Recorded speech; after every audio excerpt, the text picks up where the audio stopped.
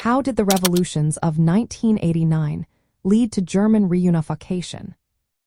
How did the revolutions of 1989 lead to German reunification? This question takes us back to a time of great change in Europe. The revolutions of 1989 were a series of protests and movements in Eastern Europe that challenged the socialist regimes in power. These revolutions were fueled by widespread dissatisfaction with the political and economic conditions under Soviet influence after World War II. In East Germany, the ruling Socialist Unity Party faced increasing pressure from citizens who demanded political reform, freedom of movement, and democratic rights. A significant turning point came in May 1989 when Hungary, also a socialist country, began dismantling its border fence with Austria. This action opened a pathway for thousands of East Germans seeking to escape to the West. It highlighted the weakening control of socialist governments in the region. As more East Germans attempted to flee, protests erupted across East Germany. This growing unrest culminated in what is known as the Peaceful Revolution. On November 9, 1989, the Berlin Wall fell, marking a historic moment that symbolized the end of the division between East and West Germany. The wall had stood 4 decades as a barrier between the socialist East and the capitalist West.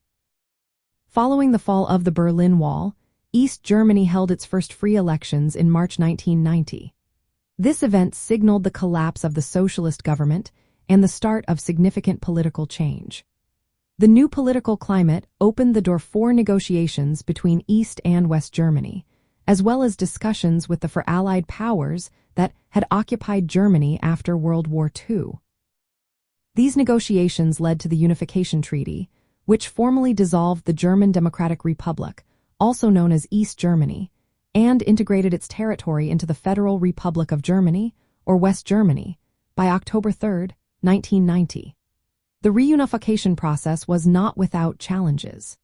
It required rapid economic and political integration, with East Germany adopting the West German currency and legal system. The reunification also involved addressing economic disparities and social adjustments. The revolutions of 1989 not only ended the socialist regime in East Germany but also set in motion a complex transformation toward a unified Germany. This marked the end of the division imposed by Cold War-era socialism and the beginning of a new chapter in German history, where the socialist system in East Germany was replaced by the democratic and capitalist framework of the West.